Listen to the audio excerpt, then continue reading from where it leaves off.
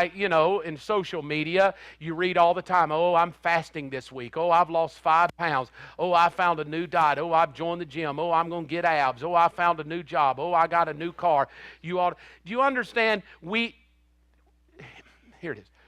Do you know we don't have to be pressured to market what impresses us?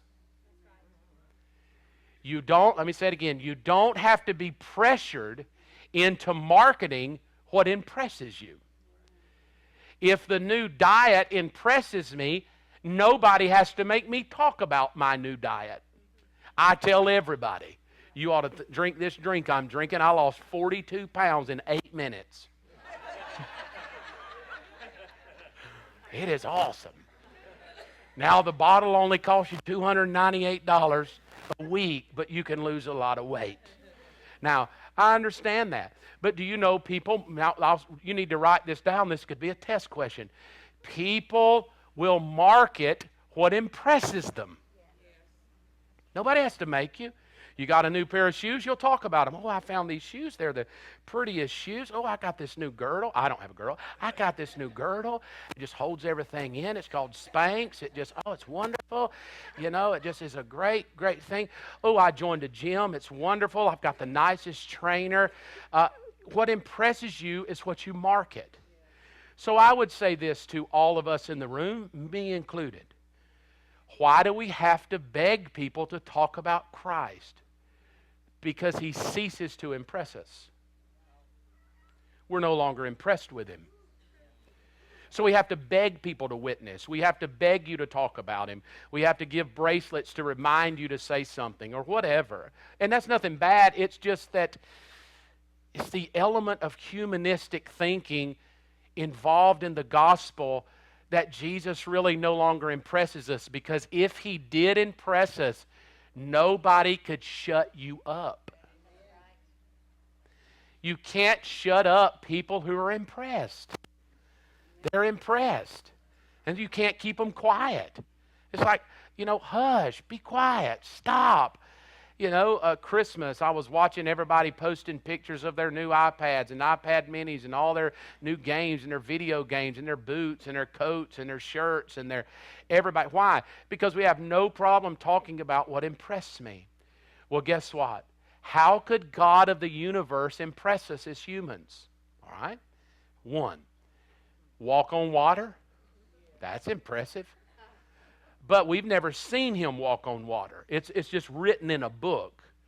So now the impression of walking on water, I have to read it in a book because I've never really seen it. However, if one of my children walks on water and we put it on YouTube, you'll be impressed.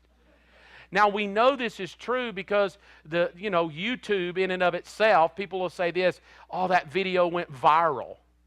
And what that literally means is something happened on a YouTube channel and everybody was so impressed that it went viral. And it may be a kid doing a triple backflip on a bike or, somebody crashing. And we're all like, oh, wasn't that all? You ought to see that video. That's amazing. 2 million people have watched that video. Why? Because what it impresses you is what's marketed. Now, walking on water could impress me. But I didn't see it. I only read about it. I have to just, in my mind, visualize it. Turning water into wine, pretty impressive.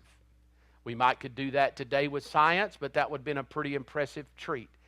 Stopping a storm, peace be still. That would be an impressive feat. But what is the common denominator in this room that is not connected to 2,000 year ago miracle, but is connected to right now, this moment? And the greatest act of impression God could do is to love a disobedient person. Because it touches everybody equally. Doesn't matter what color you are or where you're from or how you were brought up.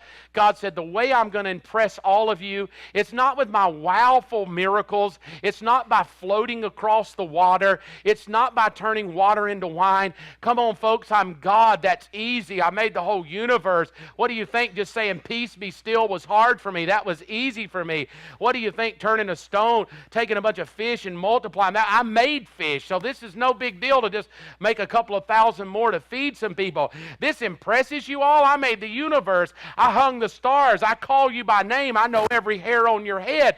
Why does that? The thing that needs to impress you is you're a sorry, no good loser, and I love the hound out of you. That ought to impress you.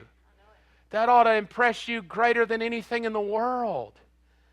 That God said, the way I'm going to impress you is to love you. And I'm going to love you when you're down. I'm going to love you when you're out. I'm going to love you when you're up. I'm going to love you when you're falling apart. I'm going to love you when you think good of yourself. I'm going to love you when you think bad of yourself. Bottom line, I'm just going to love you. And when we have a love encounter personally,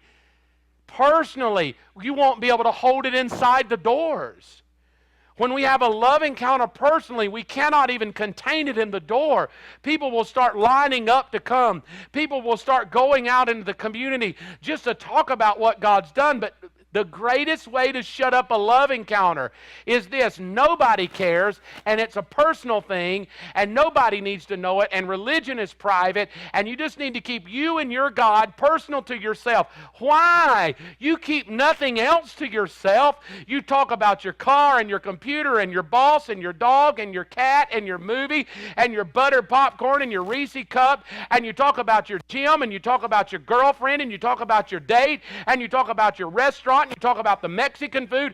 Why all of a sudden do we not want to just talk about the love of Jesus? Because it is a spiritual battle to hide the most impressive thing about God. Just hide it. Don't tell anybody. Come on, give him a praise. Don't hide it. Now listen to me, because at the end of the month we're going to give you some practical ways to share your faith. But listen to this. This is important. It's easy to witness when you're just talking to somebody about how much God loves you. It's easy. You know, where did dinosaurs come from? Did Adam have a belly button? All of those questions that the world wants answered, just go, I wasn't there, I don't know, but what I do know is He died for me because He loved me. How much does He love you? He loved me enough to die.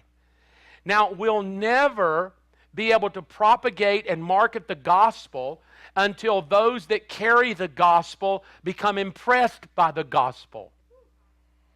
We have to be impressed.